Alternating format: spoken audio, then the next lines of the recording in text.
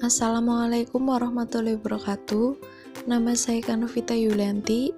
Saya di sini akan mempresentasikan materi mengenai titik pusat data dan sebaran atau dispersi data. Yang pertama yaitu titik pusat data. Ukuran pemusatan data dalam bahasan materi statistika biasanya menggunakan rumus min, median, dan modus. Apa pengertian min, median, dan modus, bagaimana cara menghitungnya, dan apa kelebihan dan kekurangannya? Saya akan membahasnya di sini. Pengertian nilai rata-rata, median, dan modus. Nilai rata-rata atau min adalah rata-rata dari data yang diberikan. Median adalah nilai tengah dari data yang telah diurutkan. Harus yang sudah diurutkan, bukan yang acak. Baru bisa ditentukan nilai mediannya. Modus adalah nilai yang paling sering muncul atau nilai dengan frekuensi paling tinggi. Perhitungan rata-rata tunggal. Data tunggal adalah data yang belum dikelompokkan dalam kelas-kelas interval. Contoh data tunggal adalah 2, 3, 5, 9, 7, 7, 5, 5, dan seterusnya. Min atau rata-rata menggunakan rumus sebagai berikut. X bar sama dengan X1 plus X2 dan seterusnya sampai Xn dibagi N, atau X bar sama dengan sigma Xi dengan I sama dengan 1 dibagi N. X bar sama dengan rata-rata. Untuk populasi biasanya menggunakan lambang mu, dan X bar digunakan untuk rata-rata sampel. Sigma Xi adalah jumlah seluruh nilai data. N sama dengan jumlah seluruh frekuensi. Contoh soal berikut adalah nilai dari 10 siswa SD kelas 1. Tentukan nilai min. X bar sama dengan seluruh data dijumlahkan dibagi 10. 10 merupakan N, yaitu jumlah seluruh frekuensinya. Jadi rata-ratanya didapatkan sama dengan 7,1. Nilai rata-rata berbobot atau weighted mean. Rata-rata tertimbang atau terbobot atau dalam bahasa Inggris weighted average adalah rata-rata yang dihitung dengan memperhitungkan timbangan atau bobot untuk setiap datanya. Setiap penimbang atau bobot tersebut merupakan pasangan setiap data. Rumusnya sebagai berikut. X bar sama dengan sigma Xi dikali Wi dengan I sama dengan 1 sebanyak N dibagi sigma Wi, I sama dengan 1 sebanyak N. Keterangannya yaitu X bar sama dengan rata-rata tertimbang, Xi sama dengan nilai data ke I, Wi sama dengan bobot data ke I, dan N adalah jumlah data. Contoh soal. Sebuah perguruan tinggi membuka penerimaan mahasiswa baru. Dalam rangka penerimaan, perguruan tinggi tersebut melaksanakan ujian masuk untuk calon mahasiswa baru. Calon mahasiswa baru diwajibkan mengikuti tes kemampuan 3 mata pelajaran, yaitu matematika, bahasa Inggris, dan pengetahuan umum. Untuk memberikan penilaian yang lebih baik, perguruan tinggi tersebut membobot setiap mata pelajaran yang diujiankan. Matematika diberi bobot 50, bahasa Inggris 30, dan pengetahuan umum 20. Setelah ujian dilaksanakan, seorang calon mahasiswa baru mendapatkan nilai sebagai berikut. Matematika 65, bahasa Inggris 70, dan pengetahuan umum 80. Berapakah nilai rata-rata calon mahasiswa baru tersebut? Jawabannya adalah sebagai berikut. Dengan menggunakan rumus rata-rata tertimbang, maka penghitungan nilai mahasiswa tersebut adalah X bar sama dengan 65 kali 50 ditambah 70 dikali 30 ditambah 80 dikali 20. 65 merupakan nilai yang didapatkan oleh calon mahasiswa baru tersebut, dan 50 merupakan bobot dari nilai matematikanya. 70 merupakan nilai bahasa Inggris yang didapatkan, dan 30 adalah bobot untuk nilai bahasa Inggris yang sudah ditetapkan. 80 adalah nilai pengetahuan umum, dan 20 adalah nilai bobot untuk pengetahuan umum yang sudah ditetapkan. dibagi jumlah bobot yang sudah ditetapkan, yaitu 50 ditambah 30 ditambah 20 sama dengan 6.950 dibagi 100 sama dengan 69,5. Jadi nilai rata-rata calon mahasiswa baru tersebut adalah 69,5. Perhitungan median dan modus. Median adalah nilai tengah dari data yang sudah diurutkan. Apabila jumlah datanya ganjil, rumusnya adalah sebagai berikut. Median sama dengan X setengah dari N plus 1. X sama dengan data ke, sedangkan N adalah jumlah seluruh frekuensi. Misal datanya ada 7, berarti untuk menghitung median adalah X setengah dari 7 plus 1.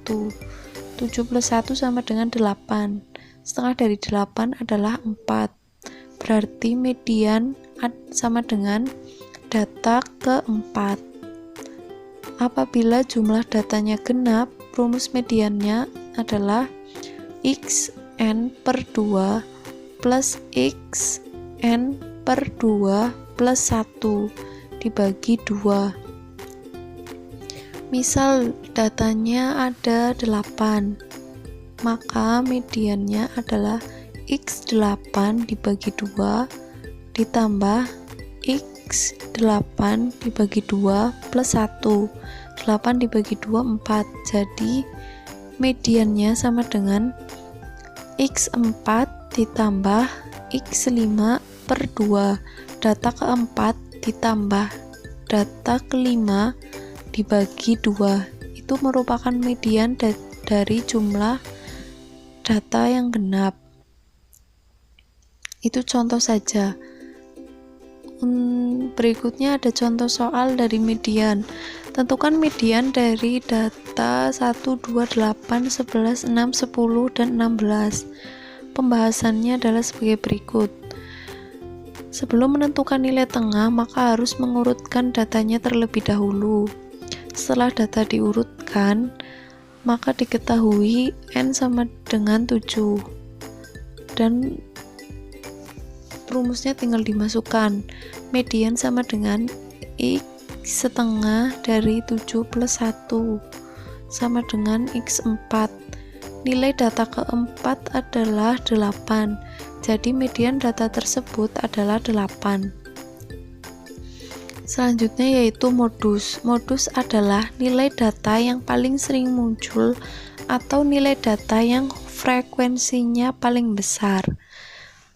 Contoh soalnya adalah sebagai berikut. Tentukan modus dari data 1, 2, 2, 2, 5, 6, 6, 7, 7, 7, 7, 10, 15.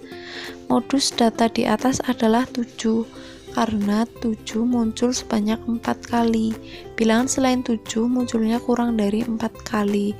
Jika dalam satu data terdapat 2 modus atau terdapat 2 angka dengan frekuensi paling tinggi, maka disebut bimodus. Keuntungan dan kerugian menggunakan pusat data rata-rata atau min. Keuntungan, rata-rata lebih populer dan lebih mudah digunakan.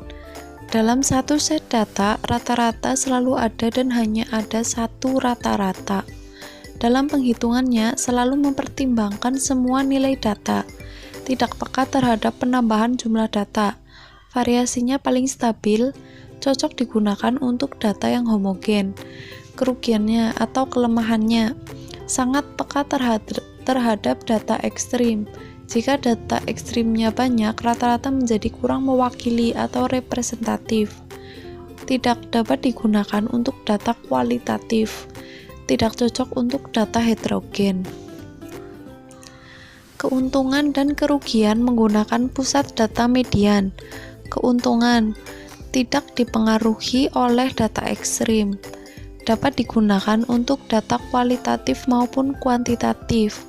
Cocok untuk data heterogen. Kerugian atau kelemahan, tidak mempertimbangkan semua nilai data. Kurang menggambarkan rata-rata populasi. Peka terhadap penambahan jumlah data. Keuntungan dan kerugian menggunakan pusat data modus. Keuntungan tidak dipengaruhi oleh data ekstrim, cocok untuk data kuantitatif maupun kualitatif.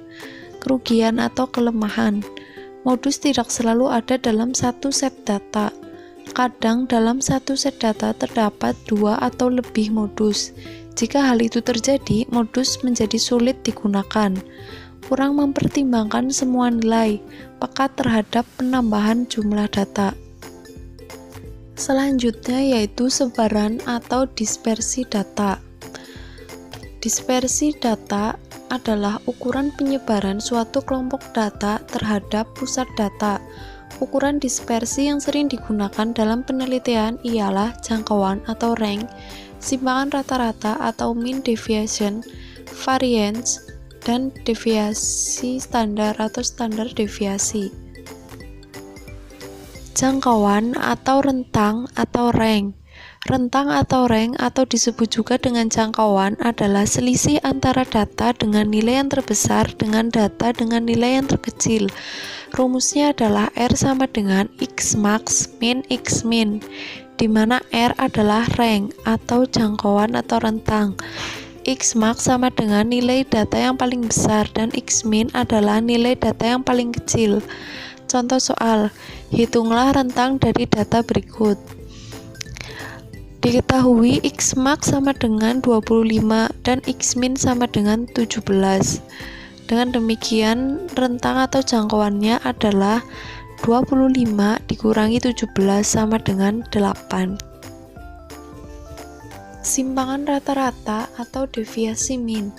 Simpangan rata-rata atau deviasi min adalah rata-rata jarak antara nilai-nilai data menuju rata-ratanya. Kegunaannya untuk mengetahui seberapa jauh nilai data menyimpang dari rata-ratanya. Simpangan rata-rata dilambangkan dengan SR. Rumus SR adalah sebagai berikut. SR sama dengan 1/n kali sigma nilai mutlak dari XI min X bar. I sama dengan 1 sebanyak N, di mana N adalah banyaknya data. Tanda berikut menyatakan jumlah nilai mutlak. Misal, nilai mutlak dari min 1 sama dengan 1. X adalah nilai data ke I, dan X bar adalah rata-rata. Rata-rata X bar menggunakan rumus 1/n dari sigma XI, di mana I sama dengan 1 sebanyak N. Contoh soal, misalkan tinggi badan 10 orang mahasiswa adalah sebagai berikut. Hitunglah simpangan rata-rata data tinggi badan tersebut. Pertama, hitung terlebih dahulu rata-ratanya. Dari soal diketahui N sama dengan 10. Jadi untuk menghitung rata-rata, X bar sama dengan 1/10 dikali jumlah seluruh data, dan diperoleh rata-ratanya adalah 170,1. Selanjutnya menghitung nilai mutlak dari XI min X bar. XI adalah nilai data-datanya dan X bar adalah rata-ratanya. Jadi yang pertama, nilai datanya adalah 172. Nilai rata-ratanya adalah 170,1. Jadi 172 dikurangi 170,1 sama dengan 1,9.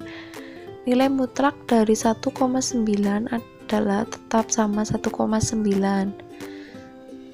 Dan nilai data kedua adalah 167 dikurangi nilai rata-ratanya 170,1, diperoleh minus 3,1. Nilai mutlak dari minus 3,1 adalah 3,1, dan seterusnya sampai terakhir. Diperoleh jumlah seluruh nilai mutlak dari XI min X bar sama dengan 39,2. Selanjutnya dapat dihitung simpangan rata-ratanya, yaitu SR sama dengan 1/n N kali sigma dari nilai mutlak XI min X bar sama dengan 1/10 dikali 39,2 sama dengan 3,92. Jadi nilai simpangan rata-ratanya adalah 3,92. Varians dan standar deviasi data tunggal. Varians dan standar deviasi atau simpangan baku adalah ukuran-ukuran keragaman atau variasi data statistik yang paling sering digunakan. Standar deviasi atau simpangan baku merupakan akar kuadrat dari varian. Varian untuk sampel dilambangkan dengan S kuadrat. Untuk populasi dilambangkan dengan sigma kuadrat. Sedangkan standar deviasi untuk sampel dilambangkan dengan S. Untuk populasi dilambangkan dengan sigma. Rumus varian S kuadrat sama dengan N kali sigma XI kuadrat dikurangi sigma XI dikuadratkan dibagi N kali N min 1. Rumus standar deviasi atau simpangan baku adalah S sama dengan akar dari rumus varian. Keterangan S kuadrat sama dengan varian. S sama dengan standar deviasi atau simpangan baku. XI adalah nilai data ke I. X bar sama dengan rata-rata dan N adalah jumlah data sampel. Contoh soal. Misalkan dalam suatu kelas tinggi badan beberapa orang siswa yang dijadikan sampel adalah sebagai berikut. Dari data tersebut diketahui bahwa jumlah data N sama dengan 10 dan N-1 sama dengan 9. Selanjutnya dapat dihitung komponen untuk rumus varian. Sigma XI sama dengan jumlah seluruh nilai data yaitu 1701. Sigma XI kuadrat sama dengan jumlah seluruh nilai data yang sudah dikuadratkan. Diperoleh 289.613. Selanjutnya sigma XI kuadrat yaitu jumlah seluruh nilai data XI lalu dikuadratkan. Diperoleh 2.893.401.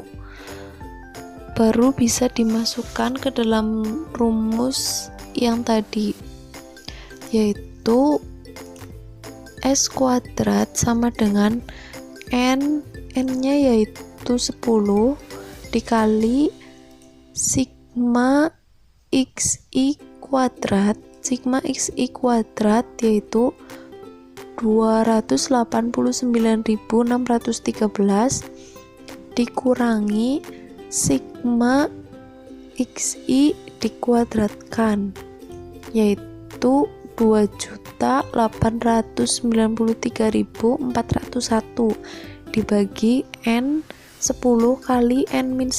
N-1 yaitu 9. Diperoleh 2.729/90 sama dengan 30,32. Itu merupakan varian S kuadrat. Untuk menentukan standar deviasinya, S sama dengan akar dari varian. Berarti akar dari 30,32 yaitu 5,51. Keuntungan dan kerugian rank. Keuntungan dalam waktu singkat dapat diperoleh gambaran umum mengenai luas penyebaran data yang sedang diteliti. Kerugian atau kelemahannya, rank sifatnya sangat dan kurang teliti karena besar kecilnya rank sangat tergantung pada data terbesar dan terkecilnya. Tidak memperhatikan distribusi yang terdapat di dalam rank tersebut, sehingga tidak dapat diketahui secara pasti bagaimana sebenarnya bentuk distribusi data yang diteliti. Selanjutnya, keuntungan rata-rata simpangan atau kelebihan rata-rata simpangan memberikan bobot yang sama pada deviasi setiap data, mudah dihitung, tidak banyak terpengaruh oleh nilai ekstrim jika dibanding standar deviasi. Perhitungan dipengaruhi oleh setiap observasi. Selanjutnya yaitu keuntungan standar deviasi. Paling banyak digunakan. Perhitungan dipengaruhi oleh setiap observasi. Nilai dipengaruhi oleh beberapa nilai ekstrim. Sekian dari saya. Terima kasih. Apabila ada kesalahan saya mohon maaf. Wassalamualaikum warahmatullahi wabarakatuh.